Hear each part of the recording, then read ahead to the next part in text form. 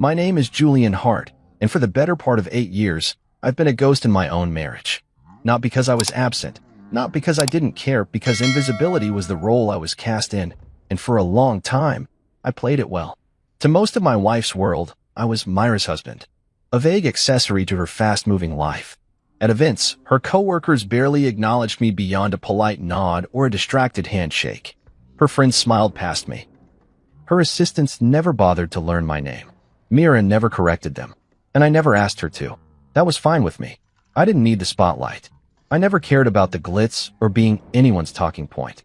I preferred quiet corners and real conversations, the kind you only get when no one's watching you. Silence had always been my advantage. It gave me space to observe, to understand, to plan. Myra, on the other hand, thrived in noise. She moved through the world like a headline. Loud, polished, impossible to ignore.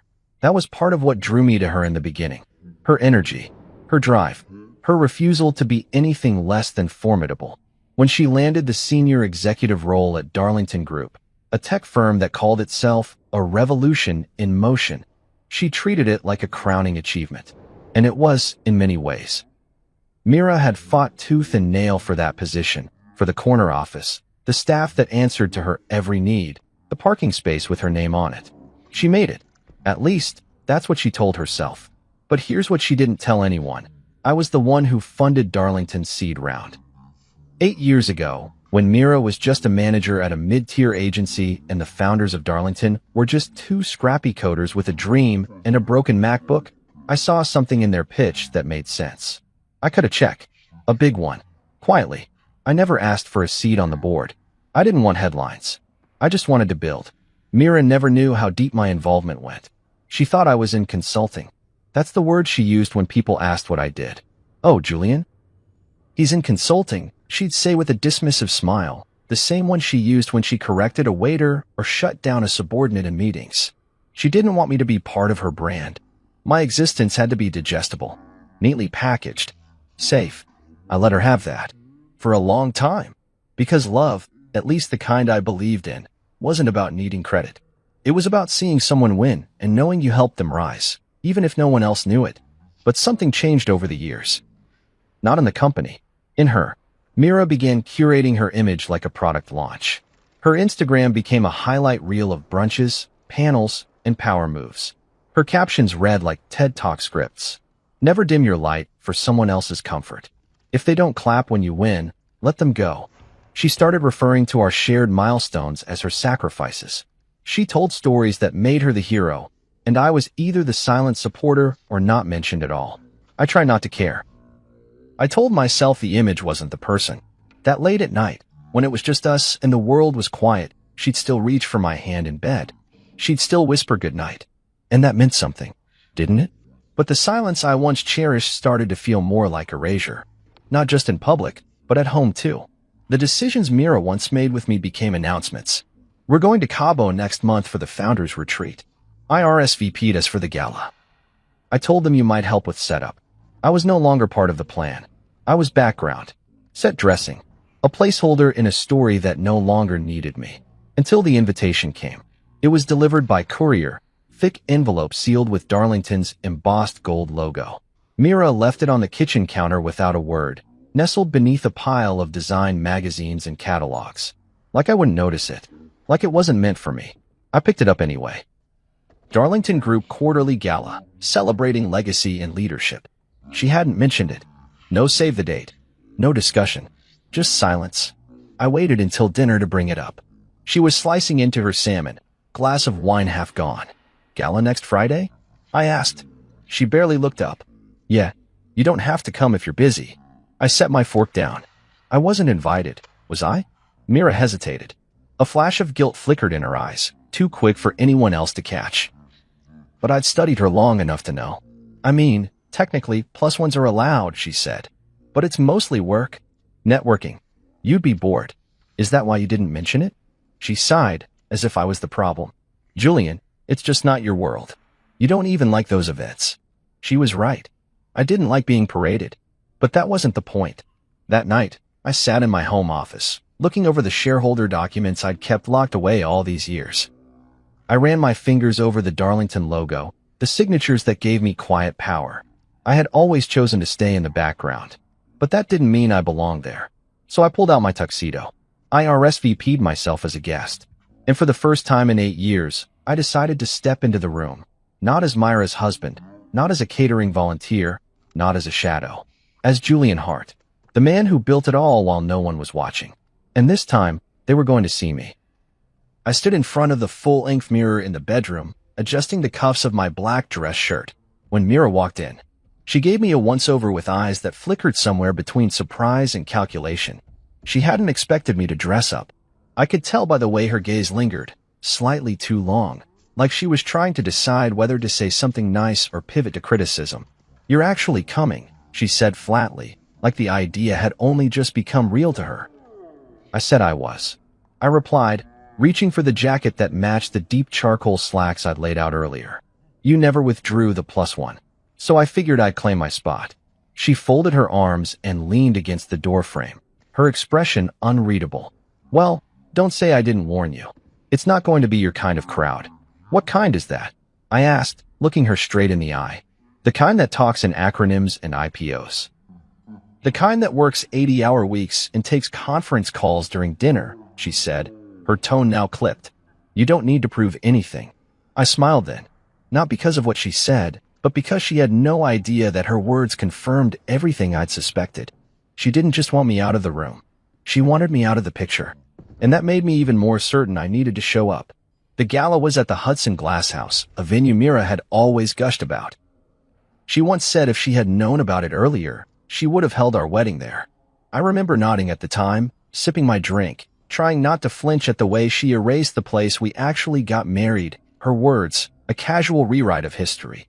The venue was all polished chrome and floor-to-ceiling windows.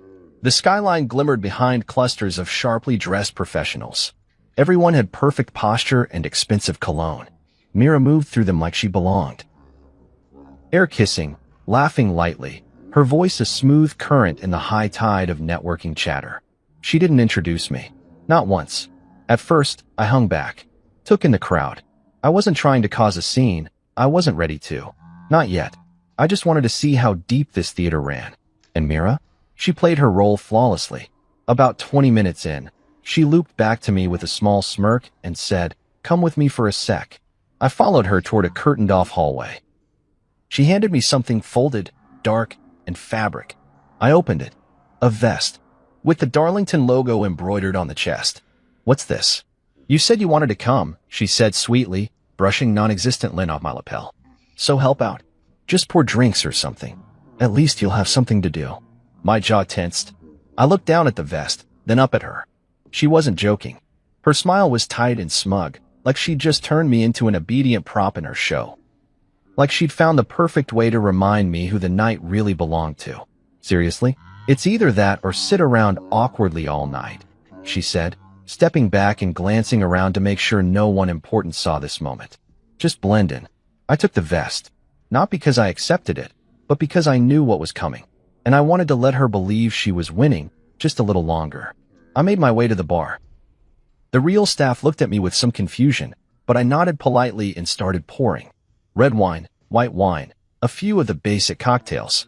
I knew how to handle a shaker. Years ago, I used to bartend while building my first investment fund. I never forgot the rhythm of it. Ice, pour, stir, smile. Someone spilled a bit of their drink near the corner, and I went over to help mop it. That's when I met Kendra.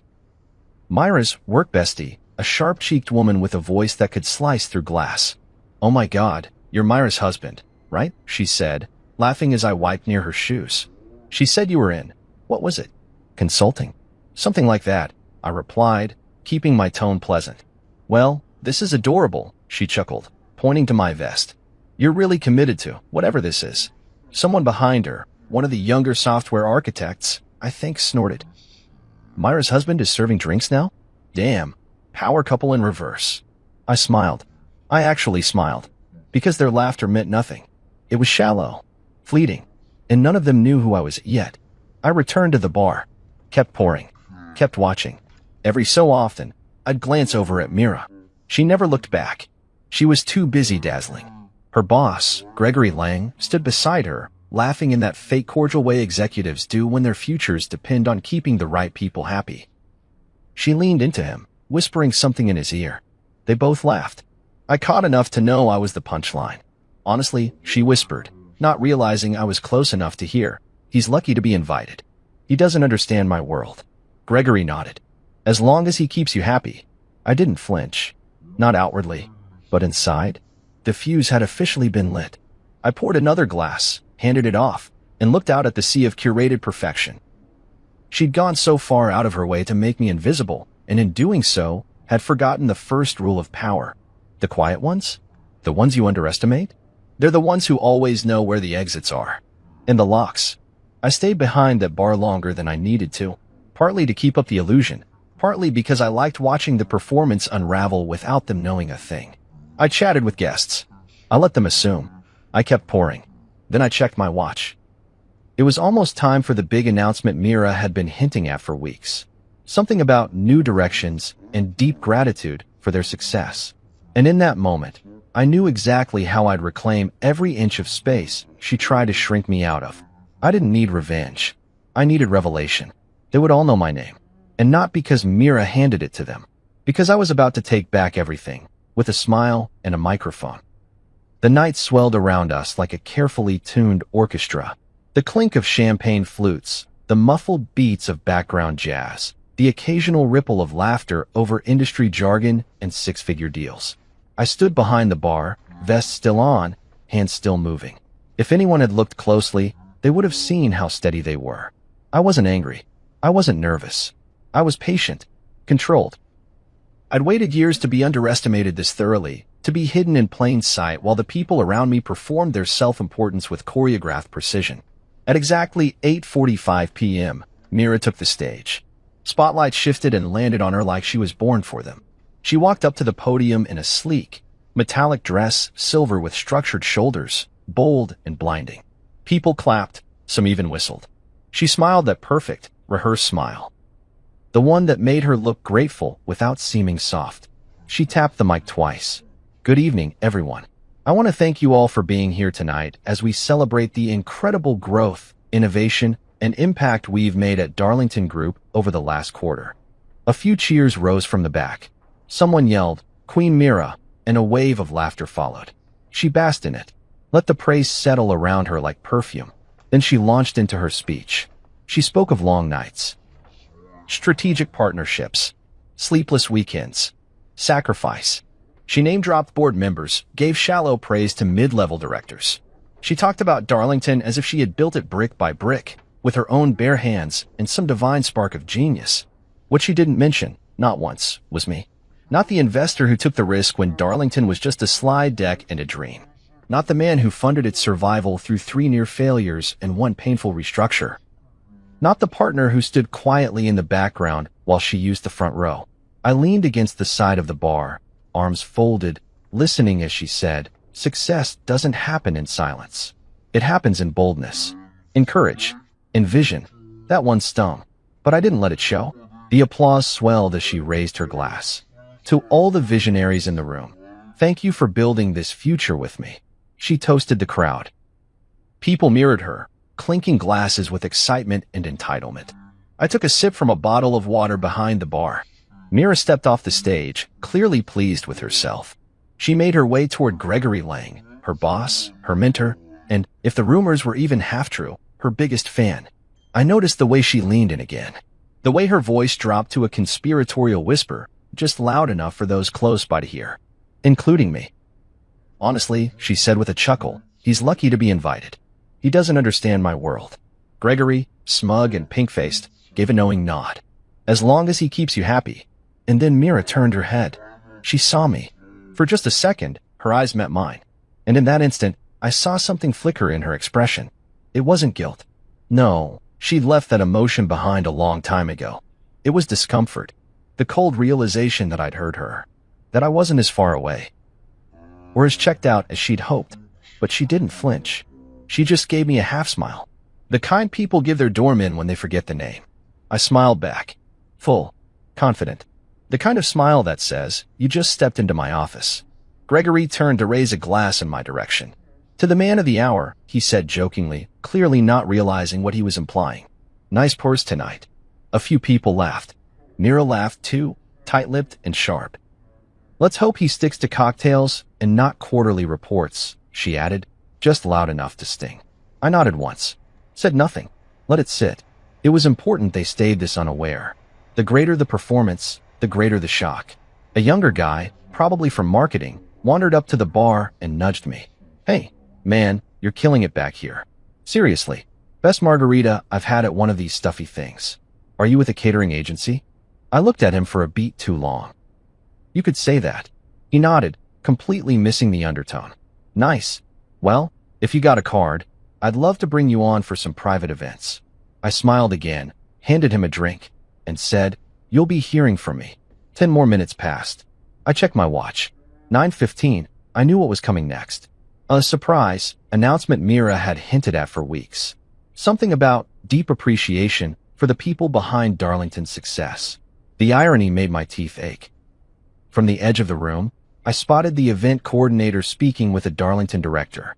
She glanced toward me, toward the bartender, and I saw her nod. Time. I slipped off the vest, folded it neatly, and placed it behind the bar. Then I walked calmly toward the side door that led to the events operations office. I'd already coordinated with the real host weeks ago, through a business associate who owed me a favor. All I had to do was give the signal. The lights dimmed slightly. A single mic illuminated on stage. And just like that, the room shifted again. The MC, a thin man in a velvet jacket, tapped the mic. Ladies and gentlemen, we have a very special announcement this evening. A surprise guest. A man whose quiet investments helped birth what Darlington Group is today. The original believer. The one who funded the dream. Please welcome Mr. Julian Hart. The silence was thick, like the breath before thunder. I stepped out from the shadows. And Mira turned around. Her smile froze. Her hand clutched her glass like it might shatter. Gregory blinked twice. Julian Hart, he repeated, as if trying to match the name to the man he'd seen pouring his drink 30 minutes ago. Mira laughed nervously. Wait, my husband just happens to share the same name, but I was already walking to the stage, already straightening my cufflinks, already halfway to the mic. The MC stepped back. I took the mic in one hand. The lights warmed my face. I looked around the room and let the silence stretch just long enough for people to shift uncomfortably. Thank you for the warm welcome, I said calmly, voice steady. And Mira, thank you for letting me help tonight. It's been illuminating. I smiled gently. The crowd was dead quiet, and that was only the beginning. The silence that followed my words wasn't the stunned kind. It was surgical, heavy, clean, like the room collectively forgot how to blink. Mira stood frozen near Gregory Lang, her eyes darting between me, the microphone, and the branded vest I had left folded at the bar. For a woman who prided herself on controlling every narrative, she looked like someone who just realized the story had been rewritten, without her permission and right under her nose. I let the silence hang a few more seconds, not because I was savoring the discomfort, though part of me was, but because silence has weight, and tonight, I needed every word to land like thunder. I scanned the faces in the crowd. Some looked confused, others amused, and then there were the few who began to realize they'd missed something important. Like Kendra, who now wore a stunned kind of respect, the same way a gambler looks at someone who bluffed and won the pot with a pair of twos. Most of you know Mira Hart, I said, finally continuing, Darlington Group's powerhouse. The face of innovation, the voice of vision, the relentless force behind the company's growth. And she deserves every bit of that recognition. But tonight isn't just about Mira. It's about all the people who built this foundation, those you know, and those you've never seen. I glanced at Gregory Lang. He wasn't smiling anymore. And if I may reintroduce myself, my name is Julian Hart. I'm not just Myra's husband. I was the first investor in Darlington Group. I took a leap before your favorite seed round article hit TechCrunch. 8 years ago, when the pitch deck was made in PowerPoint and the business plan fit on a napkin, I believed. Murmurs swept through the room like wind through dry grass. The kind of noise that's more dangerous than a shout, because it meant the audience was now alive, alert, awake. And Mira? Mira had gone pale. She still had the flute of champagne in her hand, but her fingers gripped it so tightly I was sure it would snap. Gregory took a step forward, his expression attempting a save. "Wait, you Julian Hart? You're that Julian Hart?" I gave him a tight nod. "The very one. We've exchanged emails through intermediaries over the years. I never made it to the board meetings because, well, I didn't need a seat to steer a ship I already owned." He opened his mouth, then closed it again. I didn't let him recover. Not yet. I've been content staying behind the curtain, watching this company grow, watching the team evolve, watching Mira shine. But I think it's time for some clarity. Tonight marks a new chapter. I've decided to expand Darlington Group's leadership team, starting with a restructuring process I believe will set us up for the next decade of scale. That was the real bomb. The restructuring. The kind of word that makes executives sweat and mid-level managers check their inboxes the next morning with trembling hands. I looked at Mira then, really looked at her. She was no longer performing. She wasn't posing, smiling, or calculating angles. Her eyes met mine, and behind them, I saw fear. Not of me, but of the truth. She had built an entire world pretending I was a footnote, and now she was realizing I had been the author all along. "I'll be releasing a formal memo tomorrow," I said, lowering the mic just slightly. "But tonight, I just wanted to say thank you. To all of you. And to Mira, thank you for letting me help." The last line was deliberate. I even said it the way she'd said it earlier in the evening, when she tossed me that branded vest like it was a towel for the help. I saw a few faces twitch, a few mouths cover poorly concealed grins. As I stepped off the stage, Mira took a step forward, as if to intercept me. But her heel wobbled slightly, she was rattled, and the glass finally slipped from her hand. It shattered on the marble floor. The sound was sharp, sudden, a punctuation mark. Red wine spilled across her designer heels and spread like a stain she couldn't erase. Gasps rippled through the room. "Mira," Kendra called, moving to help her, but Mira didn't move. She just stood there, hands still out, staring at the mess like it spoke louder than I did. Gregory made a show of trying to help too, but his eyes were elsewhere on me. Measuring. Recalculating. "Julian," he said cautiously, "had we known." I cut him off with a simple wave of my hand. "You'll get the memo in the morning." I kept walking. No fanfare. No gloating. Just the quiet certainty of someone who didn't need applause to know they'd won. As I passed the bar, the same young guy who'd asked if I catered private events gave me a stunned nod. "Dude, you really undersold yourself." I shrugged. Just blending in. Behind me, the party struggled to reboot. The music stuttered. Someone tried to restart a toast, but the mood had shifted. The illusion had shattered right alongside Myra's glass. Outside, the air was cooler than I remembered. Crisp. Clean. I unbuttoned the jacket I'd worn under the vest and walked toward my car parked a few blocks down. I didn't need a limo or a chauffeur. I needed distance. Perspective. As I slid into the driver's seat, my phone buzzed. A text from Mira. What the hell was that? I didn't reply. Not because I didn't have words, but because for the first time in a long time, silence wasn't something I hid behind. It was a message all its own. There's something fascinating about watching a lie crumble in real time. It doesn't fall all at once like in the movies. No, it buckles at the corners first. Hairline fractures you only notice if you're paying close enough attention, if you've lived in the shadow of the lie long enough to recognize its flaws. That night, Myra's lie cracked wide open the moment that glass slipped from her hand and shattered against the marble floor. The red wine, Merlot, I think he, spread slowly across her shoes, her hem, the pristine tile, like a stain blooming in silence. No one rushed to mop it up. No one said a word for what felt like a full minute. Just eyes, all on her, and by extension, on me. I didn't turn back. I didn't gloat or stay to see who would offer her a napkin or awkwardly whisper support into her ear. The moment was over. My message had been delivered, and now the real work would begin. The next morning, I showed up at the Darlington Group offices. Not through the back elevator or a side conference room, but through the front entrance with the name Julian Hart already updated on the building's access panel.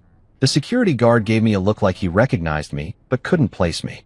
I smiled and nodded. "Good morning," I said, heading to the 24th floor. It was 8:32 a.m. Mira usually arrived closer to 9 o'clock. I wanted the first 30 minutes. I wanted the quiet before the office figured out who I was. I walked through the open concept space filled with glass partitions and steel accents, passing assistants who greeted me like I was a new vendor or a very overdressed IT guy.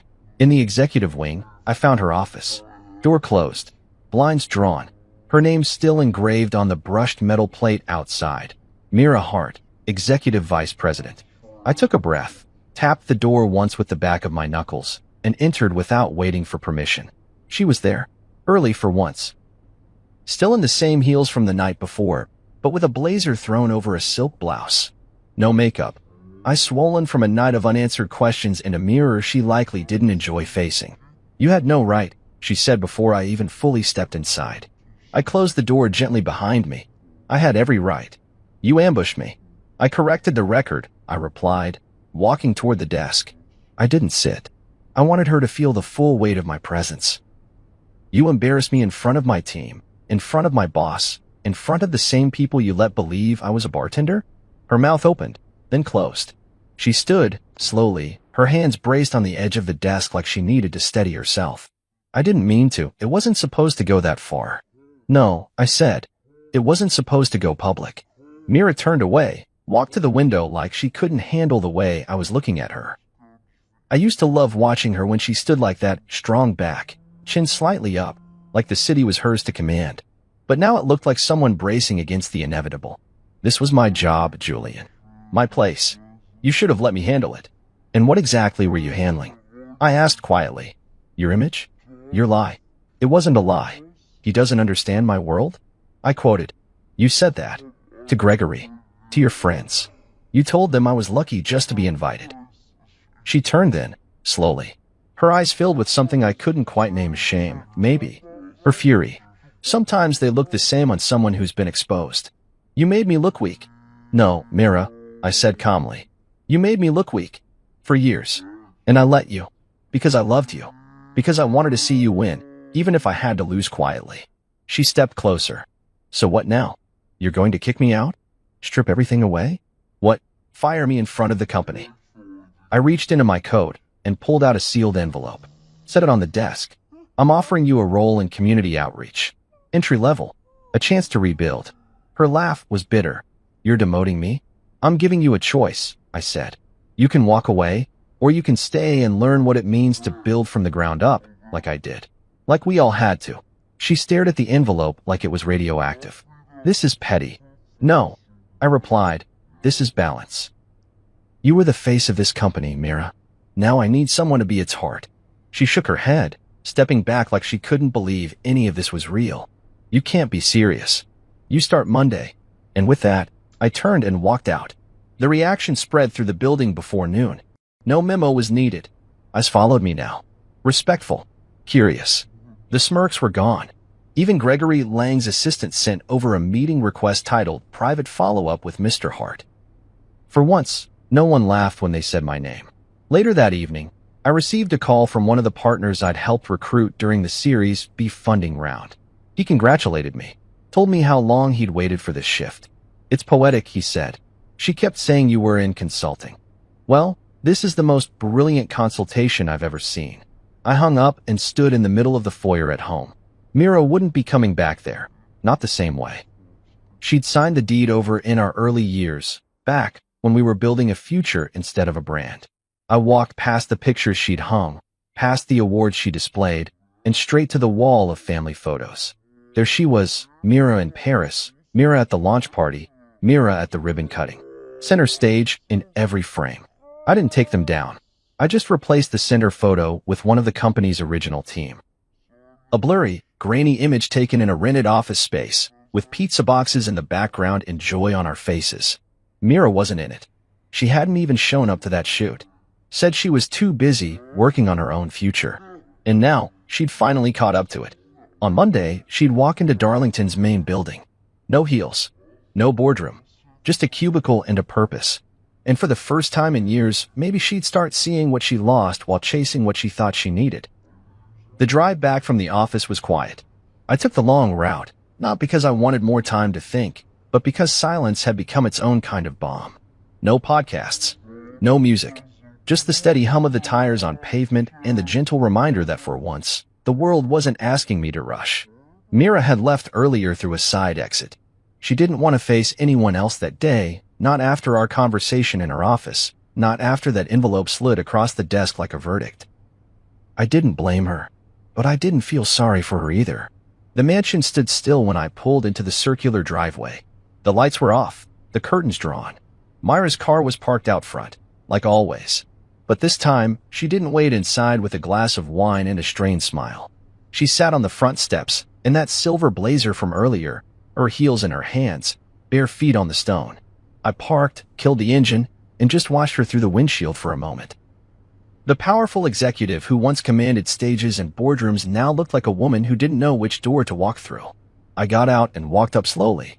She didn't look at me right away, just stared out toward the fountain, the sound of water echoing in the night. "You changed the locks?" she asked quietly. "No," I replied. "Didn't see the need." She looked down at the heels in her lap. "It doesn't feel like mine anymore." "It never was," I said, not cruelly, just honestly. She flinched at that, just slightly. But she didn't argue. "I found the envelope," she said. "The one in the drawer." I nodded. She meant the documents. The deed. The prenup. All the fine print she skimmed when we were younger, when I was just a sweet guy with vision, and she was too busy to care about the legal stuff. "You signed it," I said. "I know." We sat in silence for a moment. The kind of silence that swells with everything that hasn't been said, with years of smiles that masked frustration, with dinners where we chewed our food and bit our tongues. She rubbed her thumb against the heel of her shoe like she was trying to scrub something off it. "Why didn't you ever tell me," she asked, "that you own the house, that you own the company?" I took a breath. "Because you never asked." "That's not fair." I turned to face her. "Isn't it? When's the last time you looked at me without scanning for what didn't match your image? When did you last ask what I was building or what I wanted?" She swallowed hard, eyes shining now in the porch light. "I was trying to become something. I didn't want to be married to someone people pitted. And I didn't want to be married to someone who needed the world more than she needed the truth," I said, standing now. "But we both made our choices." She stood too. "So what now?" "You're kicking me out." "No," I said. "You're free to stay. For now. But not in our bedroom. I'll be in the guest house." She blinked. "You're serious?" I nodded. 30 days. That's what the clause says. That's what you gave me." Her face crumpled, just slightly. "That was never supposed to apply to us. Neither was a marriage where I wore a vest and poured drinks while my wife pretended not to know me." Her eyes filled then, but no tears fell. Mira wasn't one to cry in public. "Even when the public was just me. I wanted you to be proud of me," she whispered. "I just didn't think you'd do it like this." I didn't reply. I stepped past her, unlocked the door, and held it open. She walked in slowly. The house felt different now. Colder. Like it had inhaled too much truth to go back to pretending. Inside, she paused near the entryway, staring at the large canvas photo we'd hung the year after our honeymoon. Mira on the cliffs in Santorini, arms wide, hair caught in the wind. I wasn't in the frame. She'd said it looked cleaner that way, more timeless. "I've been so scared," she said softly, not facing me, "of losing everything." I set my keys on the table. "Then you should have thought about what everything really meant." She turned to me then, raw and stripped down. "No armor, no makeup, no audience. I don't want to be your enemy, Julian. I don't need you to be," I said. "But I also don't need you to be my ghost." She didn't respond, just walked toward the stairs, heels still in hand, her bare feet making soft thuds on the hardwood. I watched her go. That night, I stayed in the guest house. It was quiet, no footsteps above, no echo of her laugh from the kitchen. I laid on the smaller bed and stared at the ceiling, wondering how a home can stay so still while everything inside it breaks. In the morning, she was already gone when I walked back to grab some files. Her coffee mug sat in the sink, lipstick faint on the rim. A small act of normalcy in a house that no longer had any. I looked around the living room. The throw pillows she obsessed over. The curated stack of books on the table. The candles she never lit. And I realized something. This place was never a home. It was a stage. Now, the show was over. And I was the one holding the script. Mira tried charm first. I knew she would. That's the version of her people loved, polished, poised, persuasive. 3 days after I moved into the guest house, she came to the door with a tray of croissants, fresh coffee, and that slight arch to her brow that used to mean something far more intimate than breakfast. She knocked gently, like she wasn't the woman who'd spent years minimizing my presence in her life. "Thought you might want something warm," she said when I opened the door. She wore a soft robe, not the silk one she'd parade around in. but the cotton one, the one she used to wear when she curled up beside me to read. I let her in, sat across from her at the small table. The croissants were from her favorite French bakery. She never used to let me eat pastries without some comment about carbs. Now she was offering me two. We talked, sort of. Small things. How quiet the house had felt lately. How the mail had been building up. I let her fill the space with pleasantries while I waited for the turn. The reason she'd come. "I've been thinking," she finally said, "maybe we could reevaluate the role you assigned me." There it was. I didn't even blink. Community outreach is a vital role. She smiled tightly. "Julian, come on. You know it's entry-level. You think I belong there?" "I think it's a good place to start," I said calmly. "You said you wanted to rebuild. Start here." "I said I wanted to fix things with you, not run the alumni newsletter." "You said you wanted respect," I said, pushing the tray slightly away. "Respect doesn't come from titles, Mira. It comes from truth." Her mouth hardened, but she stood and nodded, gathering the tray like she hadn't really come for conversation at all. She paused at the door. "You think humiliating me makes you strong?" "No," I said. "I think giving you a second chance makes me kind." She didn't come back the next day. Instead, she tried seduction. I came home late from a board dinner and found her in the living room, lights dimmed, wearing the same red dress she wore the night I first told her I loved her. Music played softly, Sam Cooke, one of my favorites. She turned, holding a glass of wine, that practiced smile on her lips. "Remember this dress?" she asked. I nodded. "I remember the woman in it." She moved toward me slowly, hand grazing my arm. "She's still here. Just lost her way for a bit." I stepped back, gently, not cruelly. "Mira, you said once that love shouldn't need to be proven. That if someone really sees you, they won't ask for performance." "I believe that." Her face faltered. "So what now? You're just done with me." "I'm done being someone you use to make yourself look complete." Her expression shattered then, and I saw it for the first time, not the anger, not the pride, but the fear underneath. The version of Mira who wasn't composed or in charge. Just the woman who was terrified that all her image-making had left her standing alone in a house filled with mirrors. She didn't say anything else that night, but 2 days later, the rage arrived. It came sharp, unfiltered, and without ceremony. I was walking into the Darlington building when she caught up to me at the elevator. "You made a fool of me," she said, eyes wild. "You humiliated me in front of everyone." I let the elevator doors close before I answered. "No, Mira. I just stopped shielding you from the reflection." She pointed a finger at me. "You wanted to ruin me. Don't pretend this was noble." "If I wanted to ruin you," I said slowly, "you'd already be out of this company, out of that house, and out of every social circle that still returns your calls. I gave you grace. You just never recognized it." She didn't follow me upstairs. Instead, that afternoon, her nameplate was quietly removed from the boardroom wall. No announcement, no ceremony, just gone. A few of the staff noticed, whispering about it near the elevators. Kendra, in particular, looked like she didn't know which side to land on anymore. 1 minute, she was gushing over Myra's leadership. The next, she was complimenting my vision in meetings.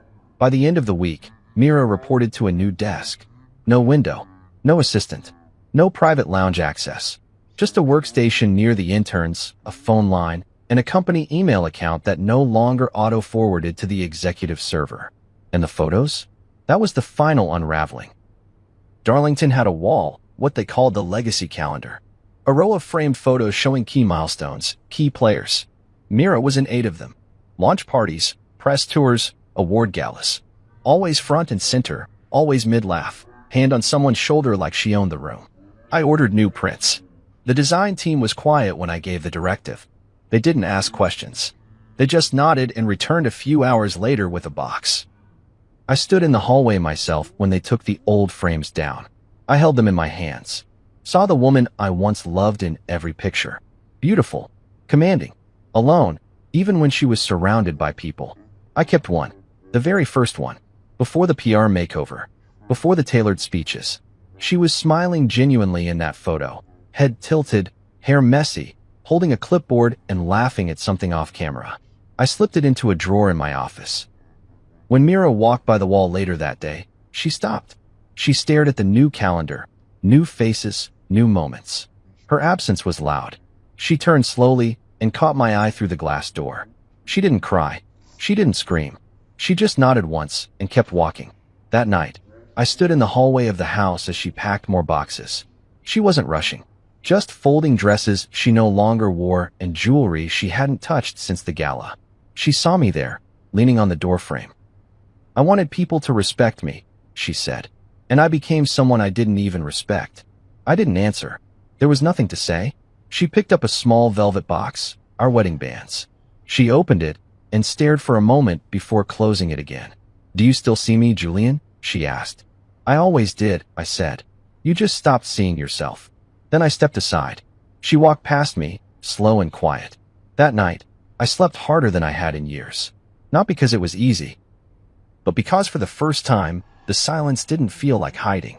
It felt like healing. Mira didn't leave right away. She lingered like perfume in a closed room, still present, still clinging to the air, but fading more each day. Her suitcases stayed stacked by the front door for a week. Not packed sloppily, but arranged like decor.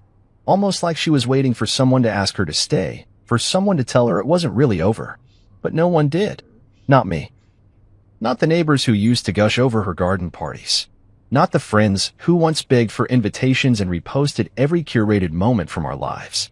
The house, which she had once moved through like royalty, heels clacking confidently against marble, silk robes trailing behind her, felt different now.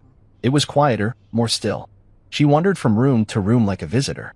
She stopped making noise when she walked, like even her footsteps were apologizing. And she'd started doing something new, pretending. She'd step out onto the balcony with her phone pressed to her ear, pacing, nodding dramatically. But when I passed by one day and her phone lit up, screen dark, no call in progress, I knew. It was all for show. She didn't want the neighbors to see her fall. She wanted to look busy, wanted to look important. But importance doesn't survive silence. And the silence in that house had become deafening. She kept trying to reclaim parts of it. Rearranging pillows, buying new candles, fixing the fresh flowers that used to arrive every Monday. But they all wilted now. She'd throw them out and replace them, again and again, like she could cheat decay if she just arranged things beautifully enough. I didn't interfere. I stayed in the guest house, made my coffee there, did my calls from there. It had everything I needed: peace, space, and the ability to watch Mira realize, in real time, that power isn't about who people believe you are. It's about who you are when there's no one left to perform for. One evening, I walked into the main house to grab some old project files I'd kept in the study. She was sitting on the stairs, barefoot, hugging her knees like a child trying to disappear into herself. She didn't look up at first, just sat there, staring at the floor. "I got a call from Kendra today," she said quietly. I paused, halfway to the study. "Yeah." She asked if I was coming to the Founders Circle dinner next month. And I asked. She said she assumed I wouldn't. Then she mentioned you're giving the keynote. That didn't surprise me. I hadn't announced it. The committee had. They wanted someone who had built from the roots, not someone who had borrowed the fruit. I fit that theme better now. Mira didn't argue. She wanted to know if we were still close, Mira added. I didn't know what to say. I sat on the stair opposite her, a few steps down. "We're not enemies," I said. "But we're not pretending anymore either." She nodded, eyes flicking to a framed picture on the wall above us. It was the one of us in Cape Town, laughing, wind in our hair, the sea behind us.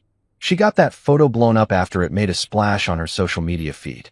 Thousands of likes, dozens of comments, couples goals. And yet, I remembered that trip differently. I remembered her glued to her phone the whole time. I remembered the fights between the photos. "You used to smile like that," she whispered. "I still do," I said. "Just not with an audience." She looked away then, biting her lip to stop it from trembling. "I used to think this house meant we'd made it," she said. "That if I could just walk through the front door and feel the marble under my feet, I'd know I wasn't her anymore." Her. My mother, she said. The woman who couldn't pay the mortgage. Who cried in the kitchen with the lights off because she was scared someone would see her fall apart. I promised myself I'd never be her. And instead, I asked. I became someone else I don't recognize, she said. Someone who doesn't cry in the dark because she doesn't cry at all. I didn't know what to say to that, so I didn't say anything. She stood up slowly, brushing off her sweatpants like they were made of silk. "I'm leaving Sunday," she said. 30 days are almost up." I nodded. She turned to walk away, but paused again. "I won't take anything that isn't mine." That would be the first time, I said before I could stop myself. She didn't flinch, just nodded like she deserved that one, and maybe more. On Saturday, the movers came. Not the expensive ones she used to brag about, the ones with monogrammed uniforms and GPS-tracked crates. Just a simple team with a dented van and gloves that had seen too many stairwells. She gave them instructions, boxed everything herself. No tears, no ceremony. I watched from the window of the guest house as she packed the last box into the trunk of her car. She stood there for a moment with her hand on the roof, staring back at the mansion, not like she was sad, but like she was confused about where the years had gone. Like she'd arrived at the wrong destination and only just realized she was the one driving the whole time. She walked up to the porch, knocked once on the guest house door. When I opened it, she handed me something small. The old house key. Worn, bent slightly near the teeth. I don't need this anymore, she said. It was never mine, really. I took it, nodded once. You'll be okay. I hope so, she said. But this time, I want to be okay for the right reasons. She walked away. Didn't look back. The gate clicked shut behind her like a chapter ending. No fanfare. No applause. Just the low growl of her car engine disappearing down the road. That night, I stepped into the main house again.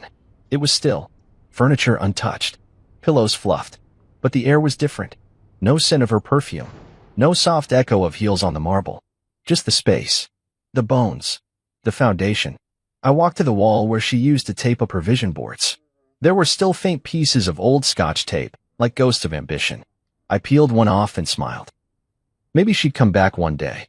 Not to live, but to visit, different. Whole. Maybe not. But for the first time in years, the house finally felt like mine. And more importantly, so did I. I didn't want to do the interview. Not at first. The producer, a soft-voiced woman named Elise with a talent for timing, reached out 3 times before I finally agreed. Just a conversation, she'd said on the phone. Not a scandal expose. Just your story. I'd laughed when she said that. My story.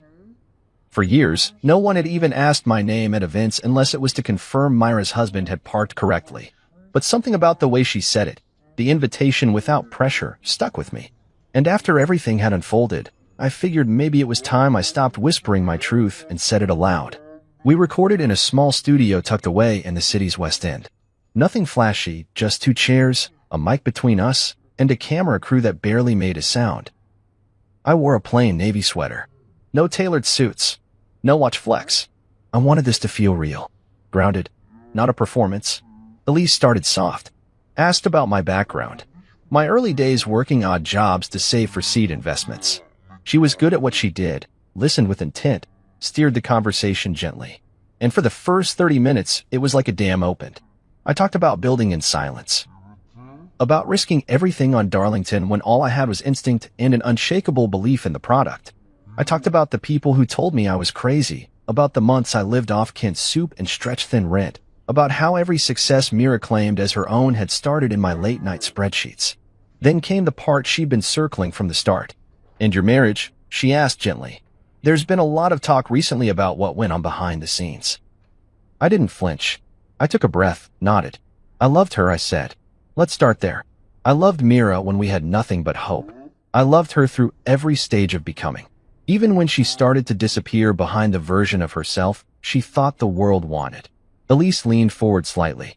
"So why keep everything secret for so long? Your role, your ownership, your influence. Why stay in the shadows?"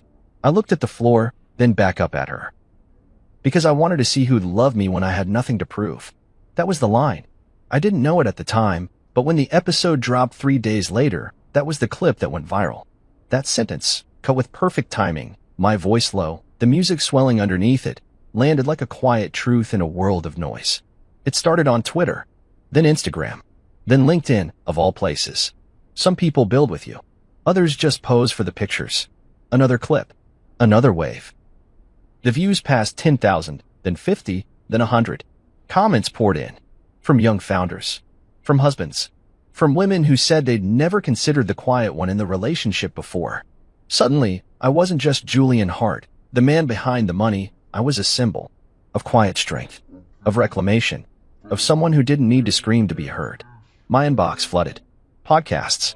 TEDx talks. Investment forums. People wanted more of the man who watched from the background, then walked into the frame without raising his voice. Mira saw it too. I knew she would. The internet doesn't let you look away, not when you're still on its radar. She texted me the morning the clip hit 3.2 million views. I deserve that. Just those words. No defenses. No sarcasm. I stared at the message for a while before I responded. You deserve the truth. I just finally gave it to you, out loud. She didn't reply. But a few hours later, I received a package at the guest house. No note. Just the framed photo from our Santorini trip. The one that used to hang in the main hallway.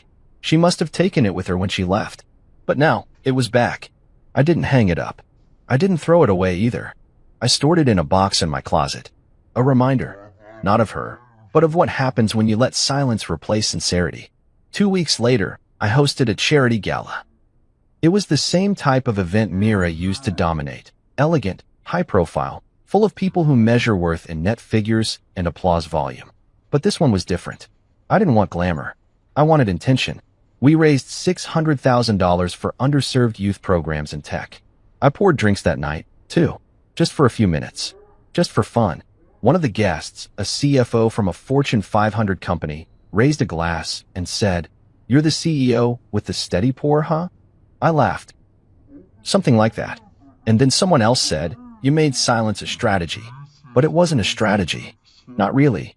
It was survival. It was patience. It was knowing that not all storms require thunder. Some just need time. After the event, I stepped out onto the rooftop terrace, the city glittering below. Elise joined me. She smiled, sipping a club soda. "You changed a lot of minds with that interview," she said. "I didn't mean to," I replied. "I just stopped protecting the lie." She nodded. Sometimes that's all it takes. A few feet away, someone was playing a slow jazz set. The kind of music that makes you feel like things might turn out all right, even after everything's fallen apart. And in that moment, I realized something. This peace, this clarity, this ability to stand in a room and feel full without needing to dominate it, that was mine. I had earned it. Not through revenge, not through dominance, through presence, through truth, and finally, through voice. The first Monday after the interview aired, I walked through the front doors of Darlington Group, not with a performance in mind, but with purpose in my chest. There were no flashing cameras or fanfare, just people, employees, interns, executives, who now looked at me a little differently. Not with fear, not with exaggerated admiration, but with the kind of quiet, level respect that lands only after the truth settles into people's bones. I passed by the reception desk. Lisa, the front desk manager, gave me a wide smile and a coffee I hadn't even asked for. "Black. 2 sugars." "Right," she said. I nodded, grateful, and continued toward the elevator. On the ride up, a junior product manager leaned in slightly and said, "I saw the clip. The one about silence. My dad sent it to me. Said, this is what integrity looks like." I thanked him without making it awkward. That was the thing now. I didn't need to explain myself. The story had already done that. People finally saw me for who I was, and ironically, it was by not trying to be seen that they noticed.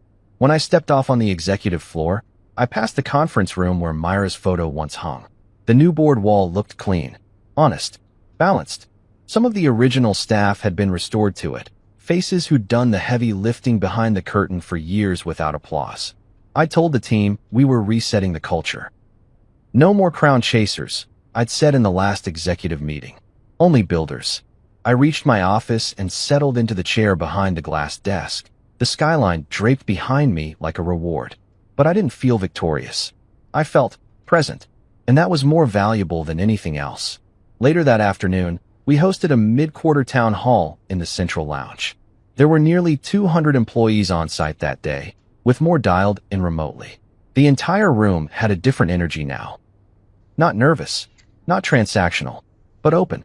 I walked on stage without a cue, without scripted notes. Just a stool, a mic, and a glass of water. I used to stand in the back of these rooms, I said, not because I was shy, but because I believed the loudest person wasn't always the wisest. I still believe that. But silence, real silence, is only meaningful when it's not hiding truth. They were still, attentive, not because they feared me, but because they understood the weight of what had happened. The kind of transformation that doesn't come from quarterly results, but from accountability. I won't waste your time with fluff, I continued. We're restructuring how we value people here. Titles will mean less. Execution will mean more. Image will matter less. Integrity more. And every department will have a direct line to leadership. Not through filters. Not through applause. Through substance. I took a breath and smiled.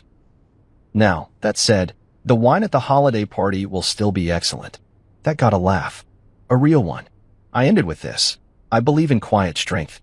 But let me be clear, if you ever feel unseen in this company, speak. Your voice matters. And if no one listens, come find me. I promise, I will. The applause that followed didn't feel like fanfare. It felt like agreement. Like trust. After the town hall, I wandered into the event prep space where staff were organizing for a charity auction we were sponsoring the next weekend. I picked up a tray, helped move some folding chairs, and cracked a few jokes with the volunteers. They seemed caught off guard at first. The CEO was handing out name tags and adjusting light settings. But I liked it that way. I liked reminding people that leadership doesn't float above, it walks among. That evening, we held a private fundraiser in the rooftop lounge. Only key investors, board members, and a few select guests were invited. I wore a simple black blazer, no tie, no cufflinks. Just a bottle of wine in hand and the easy confidence of a man who no longer had anything to prove. I made the rounds, poured drinks, laughed lightly with the old-school board members who used to mistake me for Myra's assistant. Gregory Lang came up to me midway through, drink in hand, looking unsure whether to smile or stand at attention. "Julian," he said. "That was quite a month." I raised my glass. "Clarity usually is." He chuckled weakly. "I underestimated you."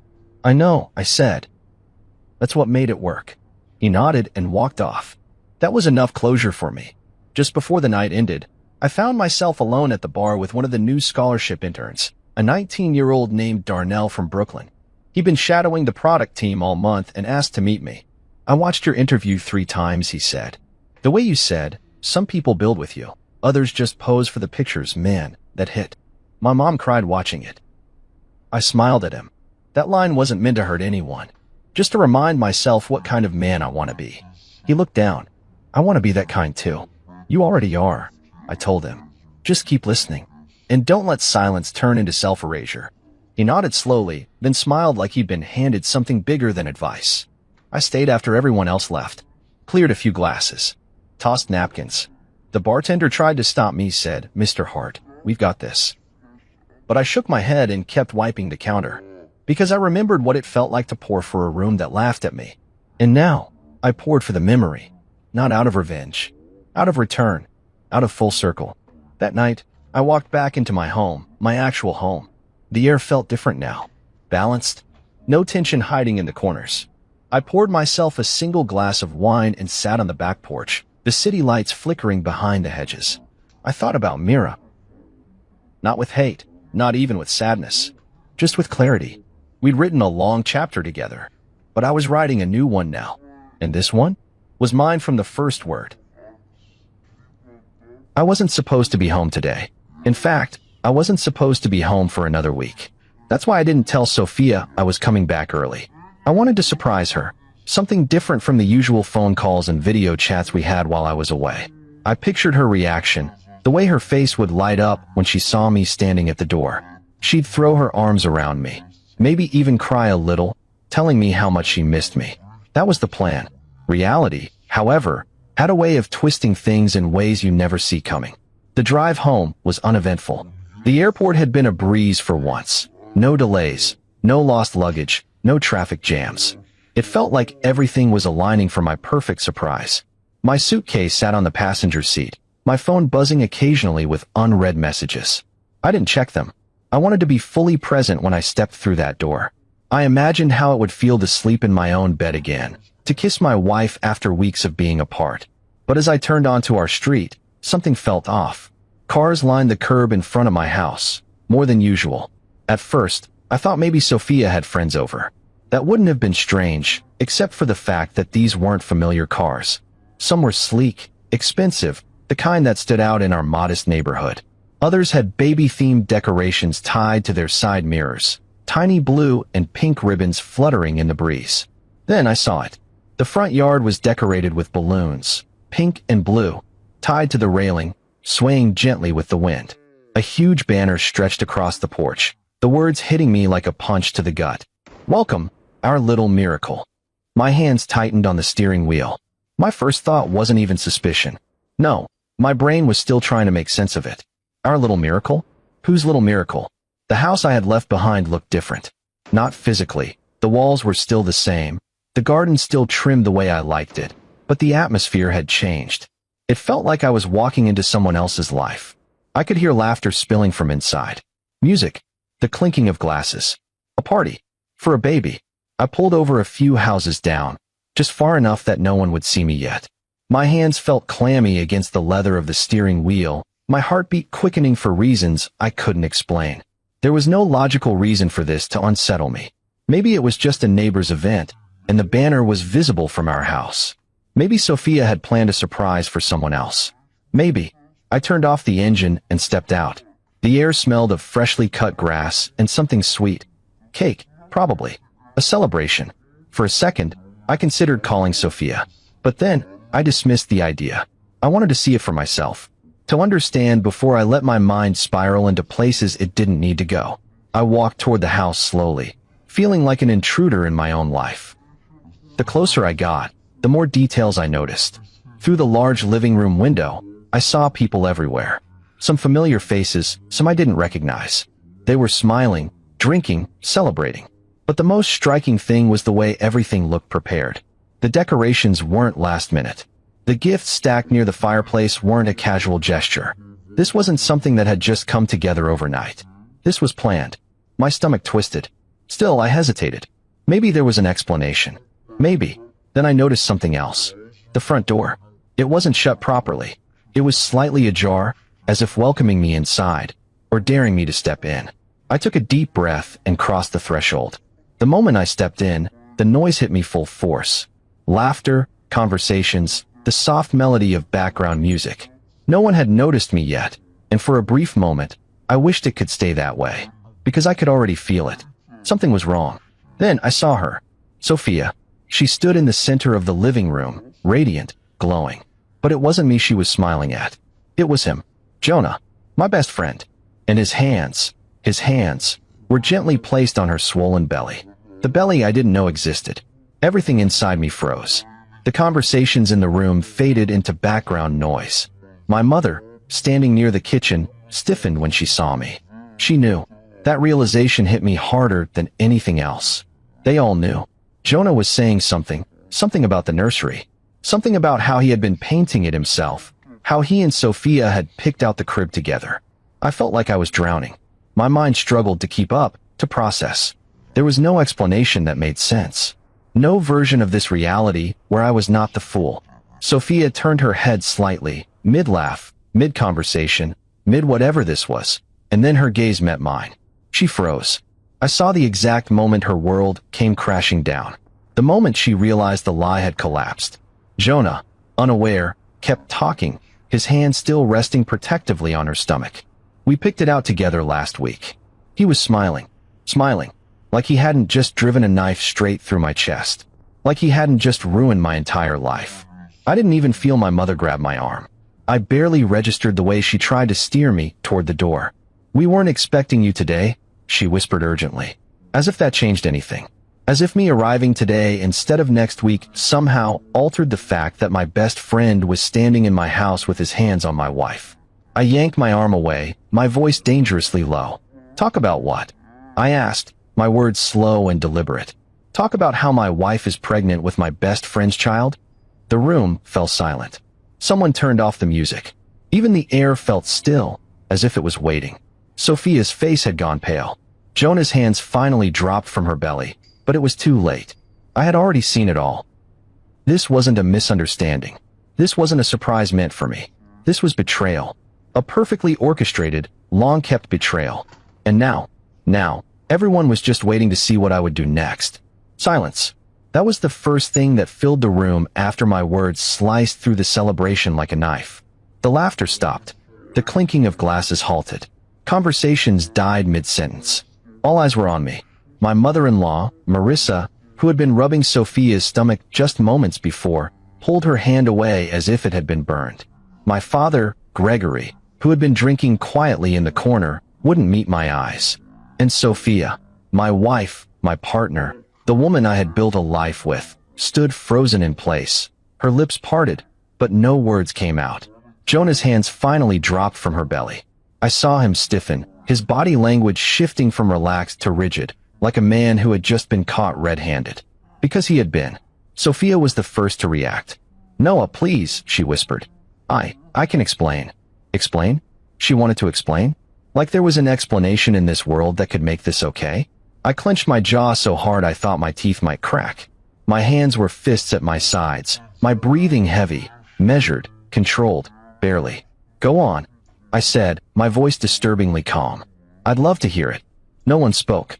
The weight of my words hung in the air, pressing down on every person in that room. Jonah, who had always been quick with his words, always had a smooth answer for everything, stood there like a guilty coward.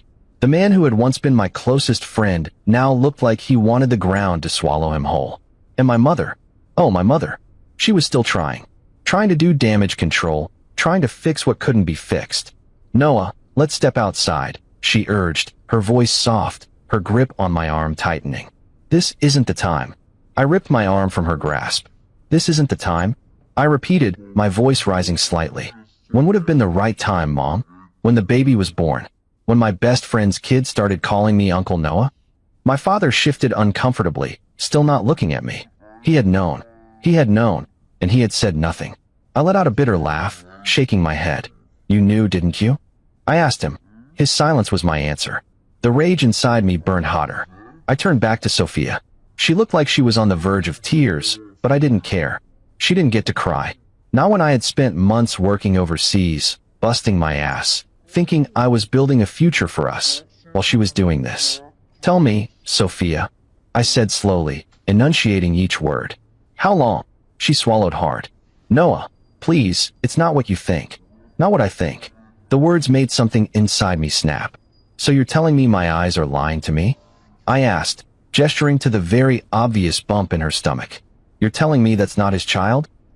That this whole baby shower, the decorations, the gifts, the nursery, everything, isn't exactly what it looks like?" Her lip trembled. "I didn't want you to find out this way," she whispered. I let out a dry, humorless laugh. "Oh, how considerate of you," I said. "How exactly were you planning on telling me, Sophia? After the baby was born?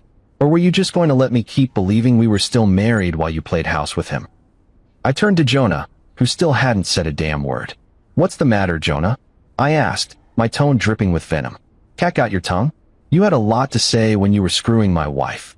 He flinched. Good. I wanted him to feel that sting. I wanted him to feel even an ounce of what I was feeling. "Noah, it wasn't like that." Jonah finally spoke, his voice tight, defensive. We didn't mean for this to happen."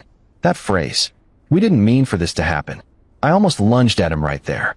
Instead, I laughed again. A sharp, cutting laugh. "Didn't mean for it to happen?" I echoed, shaking my head. "So what? You just tripped and fell inside her." A collective gasp sounded around the room. A few people shifted uncomfortably. Some picked up their bags, clearly wanting to leave, but too afraid to move. Good. Let them be uncomfortable. Sophia wiped at her face, tears streaming freely now. "Noah, I never wanted to hurt you," she cried. I scoffed. "Yeah? Could have fooled me." Marissa, my mother-in-law, finally stepped in. And of course, she wasn't stepping in for me. "Noah, enough," she snapped. "Sophia doesn't need this stress." Stress. She was worried about Sophia's stress. A sickening wave of nausea rolled over me, the sheer irony of it making my head spin. Her stress. I repeated slowly, turning to face her. Where was this concern when I lost my baby 2 years ago? Marissa's face drained of color. Sophia sucked in a sharp breath. Jonah looked away. They all knew exactly what I was talking about. 2 years ago, I had sat in a hospital waiting room, gripping Sophia's hand while she cried, my heart breaking as we lost our child before we even had the chance to meet them. I had held her through the nights of grief, whispered reassurances that we'd get through it together, that when we were ready, we'd try again. And now? Now she was carrying another man's child, while everyone around me celebrated like it was some miracle. I felt my chest tighten. I had to get out of there. I turned to the gift table, scanning the neatly wrapped boxes until I saw one with my mother's name on it. I grabbed it, ignoring her protests, and tore it open. A small, white onesie with blue details fell into my hands. She had bought a gift for my wife's affair baby. My own mother. I felt sick. I turned to her, my voice low. "You got her something nice, Mom," I said. "Did you keep the receipt?" Sophia let out a choked sob. My mother's lip trembled. Jonah stepped forward again. "Noah, please." I dropped the onesie at his feet. "Enough," I said, my voice suddenly cold, emotionless. I looked around the room at all the faces, people I had once trusted, people who had sat in my home, laughed with me, eaten meals with me, all while knowing. I inhaled sharply, forcing myself to stay composed. Then, I turned to Jonah. "You better get a job," I told him, my voice calm. "Because from this moment on, you're on your own." Jonah's face paled. "What do you mean?" I smiled. A slow, satisfied smile. "It means, Jonah, that while I was overseas, I wasn't just working," I said. "I was also consulting a lawyer." Sophia stiffened. Jonah's eyes widened. I let the moment hang before I said the words that sealed his fate. "I have proof of every penny I spent on this house," I said. "On this marriage. On you." Then, without another word, I turned and walked out the door. Let them all sit in their mess. I was done. The night air hit me like a cold slap as I stepped outside. The weight of the discovery was suffocating, pressing down on my chest like a vice. My hands were shaking, and I couldn't tell if it was from rage or shock. Behind me, the celebration had turned into a stunned silence, but I knew it wouldn't last. The whispers would start soon. The justifications. The excuses. But I didn't care. I couldn't care. Not after what I had just seen. I had spent the last year breaking my back overseas, working endless hours, sending every paycheck home. All for this? For my wife to betray me with the one person I trusted most? A bitter laugh escaped my lips. I should have seen the signs. Maybe I did, deep down. Maybe that's why I never told Sophia I was coming home early. Because somewhere inside me, I had suspected. But nothing could have prepared me for this. Before I could take another step toward my car, the front door swung open behind me. "Noah, wait." Sophia's voice. I kept walking. She hurried down the steps, the soft thud of her flats against the pavement barely audible over the sound of my blood pounding in my ears. "Please," she begged. Just talk to me. Talk." I stopped abruptly and turned around, barely restraining the storm inside me. "Talk to you," I repeated, my voice dangerously calm. "Like how you talked to me while you were screwing Jonah. That kind of talk." She winced, wrapping her arms around her stomach as if shielding herself from my words. Good. Let her feel just a fraction of the pain I was feeling. "Noah, it wasn't like that," she whispered. I let out a sharp, humorless laugh.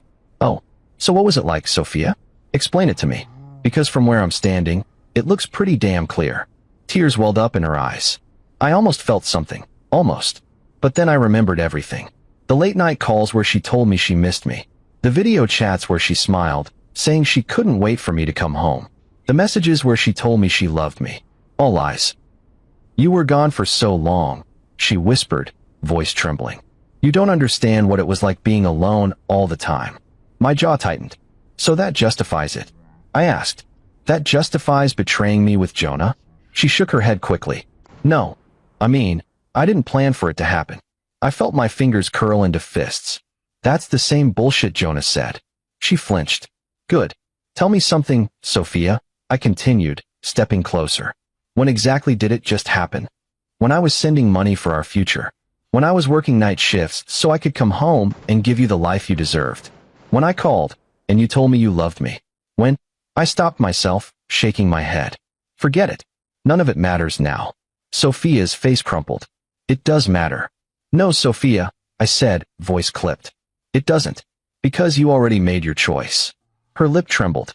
"Noah, please. I still love you." I scoffed. "Love?" I echoed, my voice dripping with disbelief. "Is that what you call this?" I gestured toward the house, the decorations, the celebration she had planned behind my back. "Because from where I'm standing, this doesn't look like love. It looks like a goddamn joke." I could see her panic rising now. "I never wanted to hurt you," she insisted. I exhaled sharply, pinching the bridge of my nose. "Stop saying that." "But it's true." "No, Sophia." I cut her off, my patience snapping. "If you didn't want to hurt me, You wouldn't have done this." Tears spilled down her cheeks, and for a moment, she looked like the woman I had fallen in love with. The woman I had married. The woman I had trusted. But she wasn't that woman anymore. "I can't lose you," she whispered. I stared at her for a long moment. "You already did." And with that, I turned my back on her. I had barely taken 2 steps when another voice called after me. "Noah." "Jonah." I went rigid. My fists clenched at my sides. I turned slowly, my entire body coiled with tension. Jonah stood in the doorway, looking guilty as hell. His usual confidence, the cocky smirk he always wore, was gone. I wanted to hit him. Badly. I wanted to wipe that pathetic expression off his face, make him feel even a fraction of the rage that was boiling inside me. But I didn't. I wouldn't give him the satisfaction. Instead, I took a slow, measured breath. "You have 10 seconds, I said, voice eerily calm. "Say what you need to say." Jonah swallowed hard. I never wanted you to find out this way." That was his opening line. A dark chuckle escaped me. "Oh, that's rich," I said. "Not I'm sorry, not I shouldn't have done it, not I betrayed you in the worst possible way. Just that you never wanted me to find out this way." Jonah had the decency to look ashamed. "Noah, man. Don't man me," I snapped, stepping forward until I was right in his face. "You don't get to call me that. You don't get to act like we're still friends. You lost that right the moment you put your hands on my wife." Jonah looked down, swallowing thickly. I shook my head. "Tell me, Jonah, when did it start?" He hesitated. "Wrong move." I let out another laugh, shaking my head. "You don't even have the balls to tell me the truth, do you?" "It wasn't supposed to be like this," he muttered. "I don't remember unlocking my car door. I don't remember getting in. All I remember is gripping the steering wheel so hard that my knuckles turned white.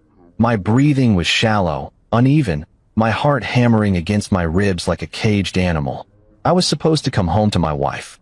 I was supposed to surprise her. Instead, I had walked into a celebration for another man's child. I clenched my jaw as my vision blurred for a moment. But I refused to let the tears fall. Not here. Not now. I turned the key in the ignition, the engine roaring to life. My hands were still shaking, my entire body stiff with the weight of betrayal, but I didn't care. I needed to get the hell away from this place. From them. From the house I had built. The house I had paid for. The house that had become a stage for the greatest humiliation of my life. As I pulled away from the curb, I caught a glimpse of them through my rearview mirror.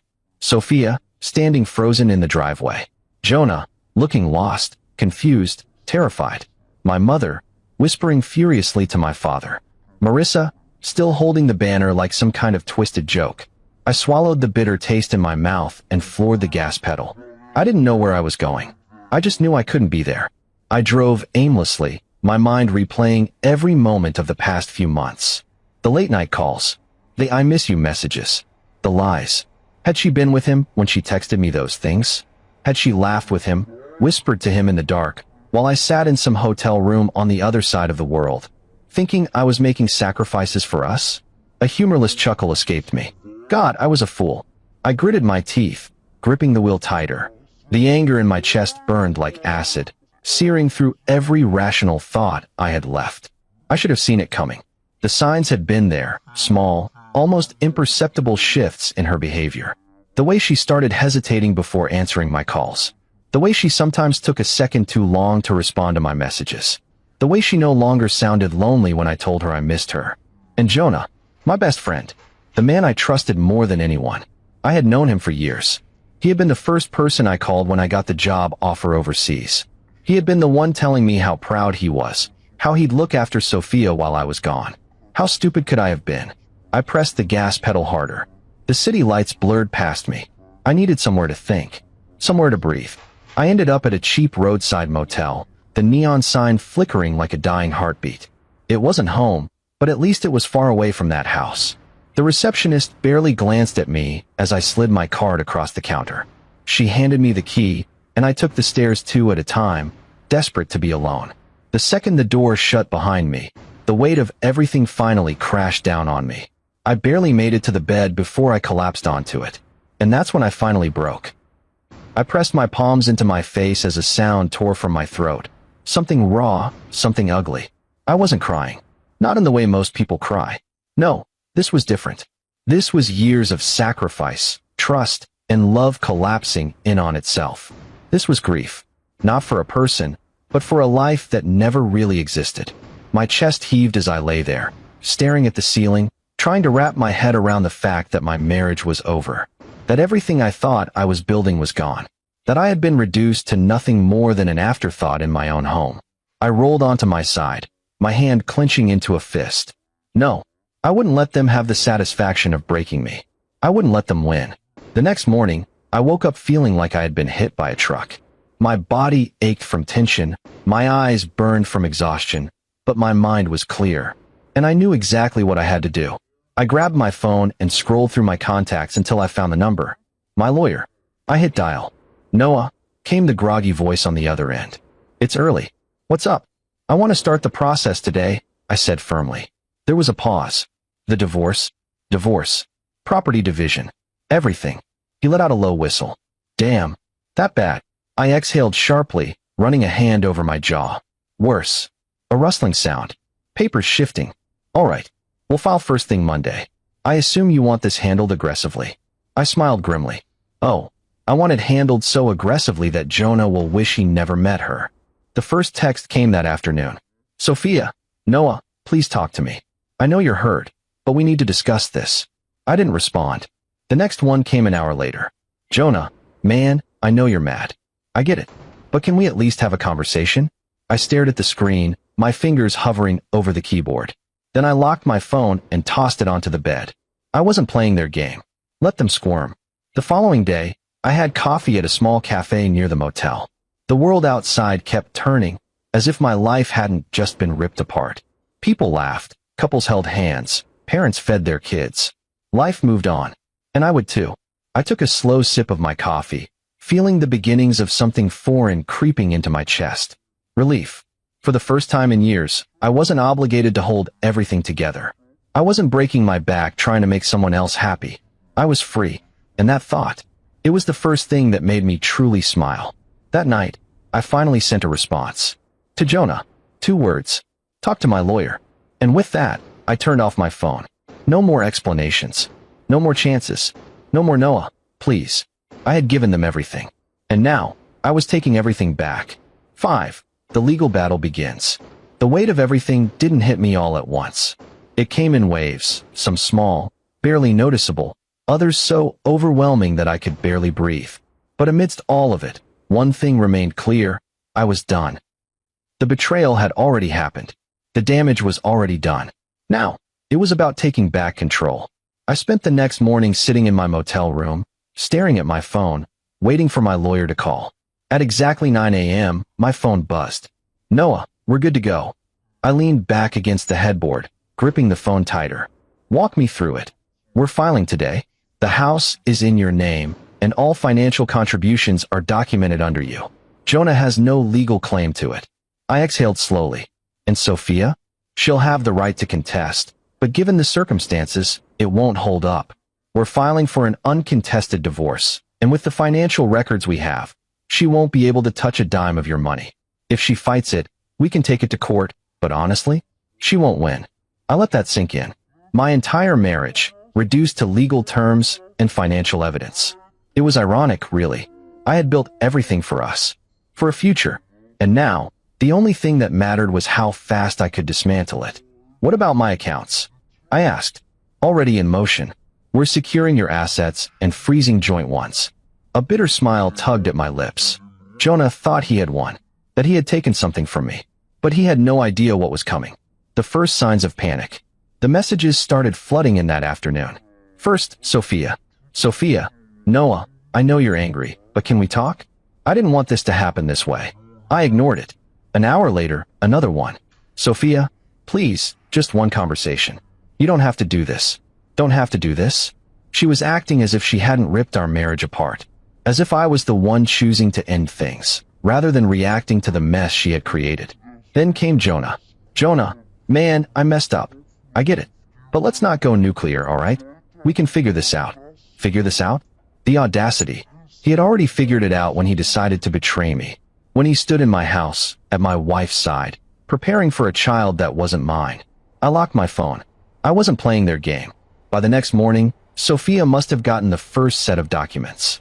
Because the next time she texted, it was different. Sophia, you filed for divorce. I didn't answer. Sophia, Noah, please, let's talk before this goes too far.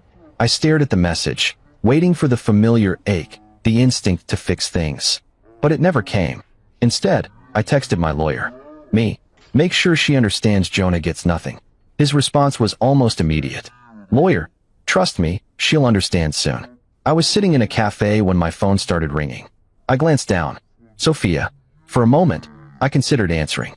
Maybe there was a part of me that wanted to hear her beg, to hear her try and justify the unjustifiable. Then I hit decline. 10 seconds later, another call. This time, Marissa. I let it ring out. A minute later, a message. Marissa. Noah, I raised my daughter better than this, and I won't justify her actions. But don't you think you're being a little extreme? Extreme. I closed my eyes, shaking my head. That was exactly the problem. They didn't think I was serious. They thought I was just reacting, that eventually, I'd forgive and everything would return to normal. They thought wrong. 2 days later, my lawyer sent me an update. Jonah had been served. That same night, a message popped up. Jonah, man, come on. This is insane. You're freezing me out of the house. I smirked. Me, yes. He called.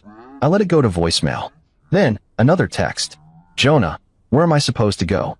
I stared at the screen. A dark satisfaction curled inside me. Me, not my problem. By the end of the week, everything had begun to unravel for them. Sophia wasn't just losing a husband. She was losing financial stability.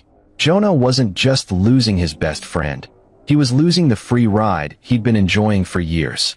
And I was finally taking back everything they thought they could steal. I had spent months thinking I was making sacrifices for my family. I had spent years believing I was building something solid. But I was wrong. Because in the end, I wasn't the one making the sacrifices. I was the one being sacrificed. And now, it was their turn to lose. For the first time in years, I felt something unfamiliar bloom in my chest. Freedom. And I wasn't about to waste it. I knew the moment Jonah's life started to fall apart, because the messages stopped being demanding and started sounding desperate.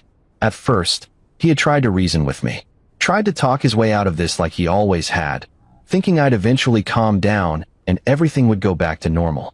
But nothing about this was normal, because I wasn't giving him that option. By the time the reality of the legal situation settled in, Jonah was out of tricks. His first real panic message came late at night. Jonah, Noah, man, can we talk? Please. Just 5 minutes. I didn't reply. He tried again the next day. Jonah, look, I get it. You're angry. You have every right to be. But you're freezing me out of everything. I don't even have a place to stay. I read the message, took a sip of my coffee, and set my phone back down. He had a place to stay. Marissa's couch. It wasn't my problem. Word spread fast.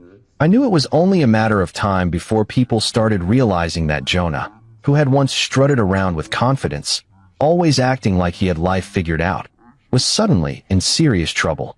Some mutual friends tried reaching out to me. Eli, dude, are you sure you want to do this? He's crashing with Sophia's mom. That's gotta be humiliating. I smirked. Me good. Eli hesitated before responding. Eli, man, you're really not gonna let this go, huh? Let it go? I leaned back in my chair, staring at the message. They acted like this was a petty argument.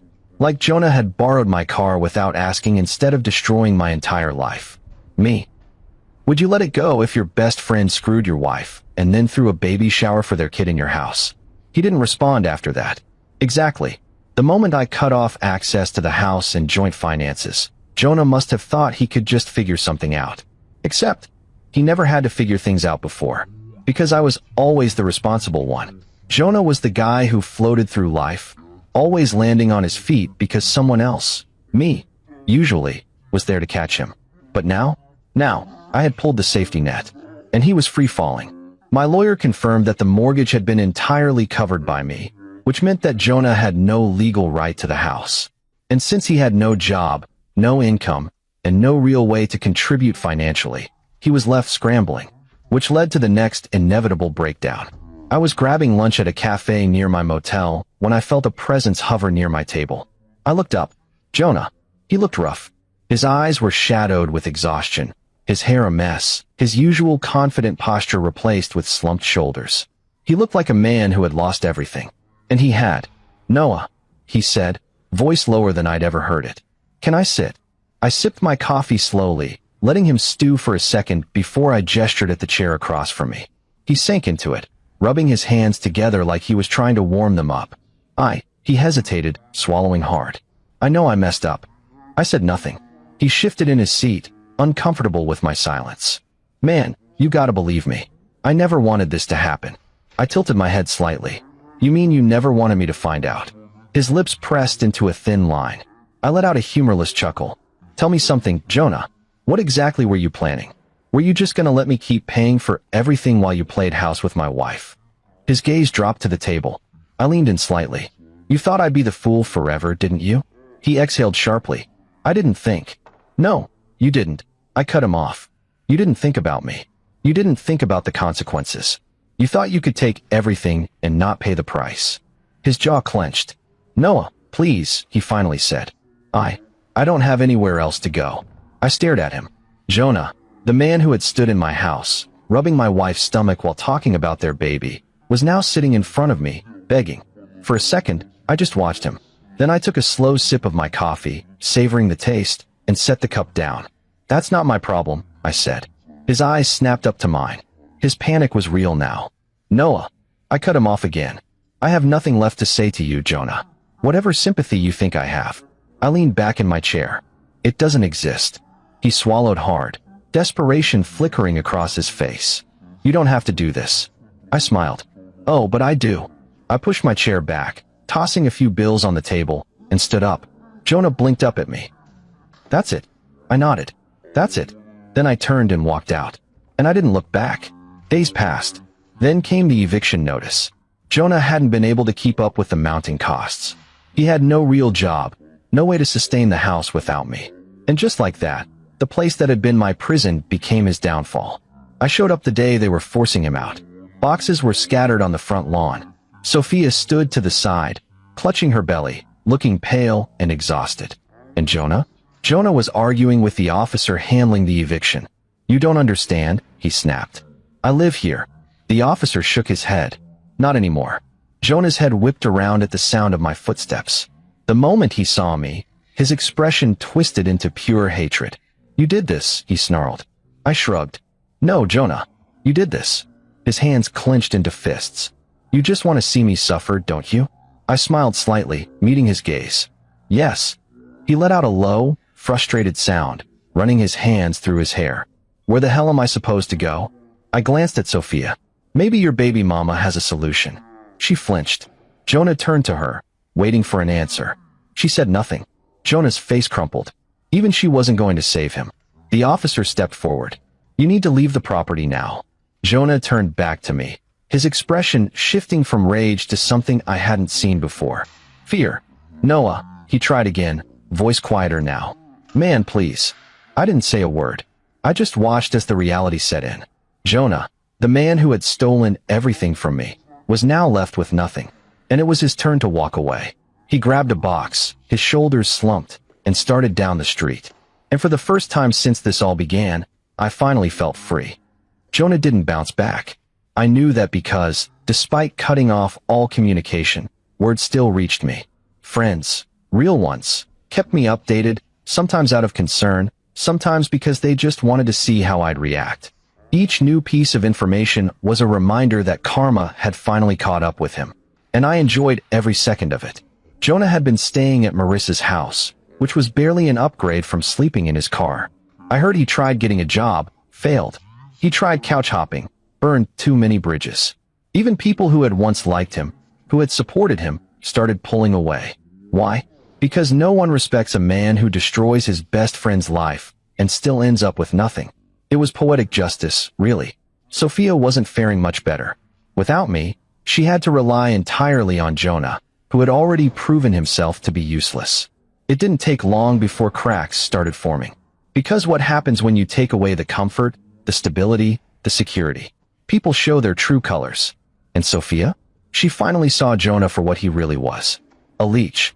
Which is why, a few months later, I got a text from an unknown number. I almost ignored it. But curiosity won. Unknown number. I left him. I stared at the message for a long moment, feeling an unfamiliar sensation. Not regret, not sadness, satisfaction, because I already knew who it was from. Sophia. I later found out through a friend that Sophia had dumped Jonah. And not just dumped him, she wanted alimony. I nearly choked on my drink when I heard. "You're kidding," I said, shaking my head. My friend grinned. "Dead serious. She claims he promised to take care of her, and now that she's pregnant, she needs financial support." I let out a sharp laugh. Jonah, who had betrayed me for this woman, was now getting played in the exact same way. The irony was delicious. And the best part? Jonah didn't have a damn penny to his name. He had thrown away everything. His friendship, his reputation, his financial stability. All for a woman who was now taking him for whatever little he had left. It was the perfect ending. Or so I thought. One night, I found myself at a bar. It wasn't the kind of place I used to go. It was quiet, low-lit, barely crowded. Just the kind of place where I could drink in peace without worrying about running into ghosts from my past. But fate had a twisted sense of humor. Because just as I was finishing my drink, I felt someone watching me. I turned. Jonah. He looked wrecked. Gaunt face, dark circles under his eyes, shoulders slumped like he was carrying the weight of the world. He looked like a man who had lost everything. Because he had. I didn't say anything. I just lifted my glass and took another slow sip. He took it as an invitation. He sat 2 seats away from me, gripping a cheap beer like it was his last lifeline. For a long time, neither of us spoke. Then, finally, he let out a low, broken laugh. "You happy now?" I set my glass down and tilted my head. "Very," he scoffed, shaking his head. "Figures." I waited. I knew he had more to say, and I was curious. Not because I cared, but because I wanted to hear it from his own mouth. The admission that he had lost. And sure enough, after a long pause, he finally sighed and muttered, "She left me." I exhaled through my nose, amused. "Yeah, I heard." Jonah let out another humorless laugh. "Of course you did." I leaned back slightly. "So? How's it feel?" His fingers tightened around his beer. "Like shit." I smirked. "Good." He swallowed hard, his Adam's apple bobbing. "I never thought she'd do that to me." I raised a brow. "Oh, really? You thought she was different?" Jonah hesitated. I leaned forward slightly, my voice calm but cutting. "Tell me, Jonah, how did your great love fall apart so quickly?" He opened his mouth, then shut it. Because he already knew the answer. Because I already knew the answer. Because Sophia only wanted him when he was convenient. When he had something to offer. When he was stealing someone else's stability. But the moment he became a liability, she threw him away. Just like he did to me. And now? Now he was drowning. "Noah," he finally said, his voice quiet. I held up a hand. "Don't." He swallowed hard. "Man, No." He blinked. I shook my head. "Whatever you were about to say, save it. I don't want your apology. I don't need your regret. And I sure as hell don't want to hear your excuses." His jaw clenched. I smirked. "Look on the bright side," I said. "You and Sophia got what you wanted. You don't have to feel guilty anymore." Jonah let out a sharp breath. "That's not funny." I shrugged. "It kind of is." He stared at his drink, eyes unfocused. "I lost everything, man." I lifted my glass in a mock toast. "Cheers to that." He looked at me then, his expression raw, broken, and for the first time, I saw it. True regret. Not just because of where he was now, but because of where he could have been. Because if he hadn't thrown it all away, if he hadn't betrayed me, his life would still be comfortable. But he had made his choice. And now? Now, he had to live with it. I finished my drink and set the empty glass down. Then, without another word, I stood up and walked out. I never looked back. Because Jonah was nothing more than a lesson learned. And I was finally free. Jonah tried to contest his own divorce, failed. Sophia drained him for everything he had left, which wasn't much. And me? I moved on. I cut ties with everyone who had betrayed me. I bought a new place. One that had no memories, no ghosts, no reminders of a life that had once felt real. And the final, sweetest justice? Months later, Jonah tried to reach out again. One last desperate attempt. He sent a message. "Jonah, Noah, I need help." I stared at the text for a long moment. Then I deleted it. Without answering. Because Jonah was dead to me. And I had never felt more alive. There's a moment after every storm where everything feels too quiet. Like the world is holding its breath, waiting to see what comes next. That's what life felt like in the months after I burned everything to the ground. For the first time in years, I had no obligations. No wife to worry about. No best friend to look out for. No family breathing down my neck, telling me to forgive. It was just me, and I was finally free. I distanced myself from everyone connected to my past. The so-called friends who had known about the affair and said nothing. The family members who had tried to guilt me into staying married, like I owed Sophia something. Even my own mother, who had bought a damn gift for Jonah and Sophia's child. I was done with all of them. The only people I kept in my life were the ones who had stood by me. The ones who had called out the betrayal before I even saw it coming. And honestly, my circle was a hell of a lot smaller now. But that was fine. Because for the first time in a long time, I wasn't surrounded by snakes. I sold the house. Not out of necessity. Financially, I was fine. But I didn't want to live in the same walls where my marriage had died. I bought a new apartment, sleek and modern, with a view of the city skyline. No memories. No ghosts. I furnished it the way I wanted. No more debating over paint colors. No more compromising on furniture Sophia liked. It was my space. And it felt right. For the first time in years, I could breathe. I should have known it wasn't over. Because people like Sophia, they don't just let go. Her first desperate attempt came through a message. Sophia, Noah, I know I hurt you. But can we at least talk? Just once. I didn't respond. She tried again. Sophia, I miss you. Please, just one conversation. Miss me? She had spent months sneaking around with Jonah. She had thrown away our marriage for him. And now that her perfect life had crumbled, she wanted to come crawling back? Pathetic. She must have finally realized I wasn't taking the bait, because the next message? It was a voice note. I debated whether to play it. Then, out of sheer morbid curiosity, I hit play. Her voice came through, shaky and tired. Noah, I know you hate me, and I deserve that. But I need you to know that I never stopped loving you. What happened with Jonah, it wasn't supposed to be that way. I don't know what I was thinking. I was lonely, and I made a mistake. I ruined everything, and I regret it every day. I just need you to know that. I let the message finish. Then I deleted it. I wasn't her backup plan. She had made her choice. And now, she had to live with it. I should have expected Jonah to reach out again.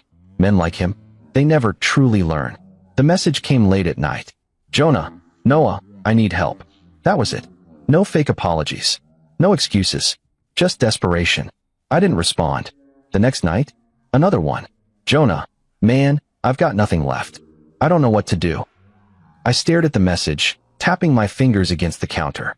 For a moment, just a second, I imagined what he must look like now. Probably living off whatever scraps he could find. Probably realizing that life, without me covering for him, was a nightmare. And honestly, good. I had spent years being the safety net for both him and Sophia. Now, they could figure it out themselves. I deleted the message. Without responding. Jonah was dead to me. It wasn't enough that Jonah was ruined. It wasn't enough that Sophia had lost everything. No, the final nail in the coffin came when Jonah tried to appeal the divorce ruling.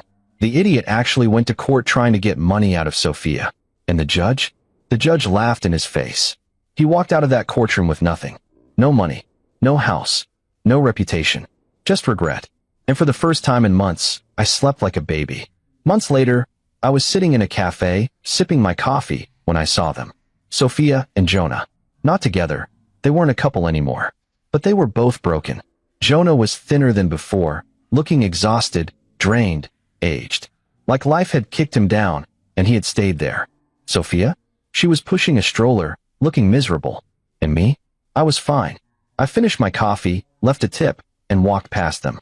For a brief moment, Sophia's eyes met mine. And in them, I saw everything. Regret. Shame. A silent plea for something. Anything. I held her gaze for a second. Then, slowly, deliberately, I smirked. And kept walking. Jonah and Sophia became irrelevant. People stopped talking about them. The scandal faded. But me? I thrived.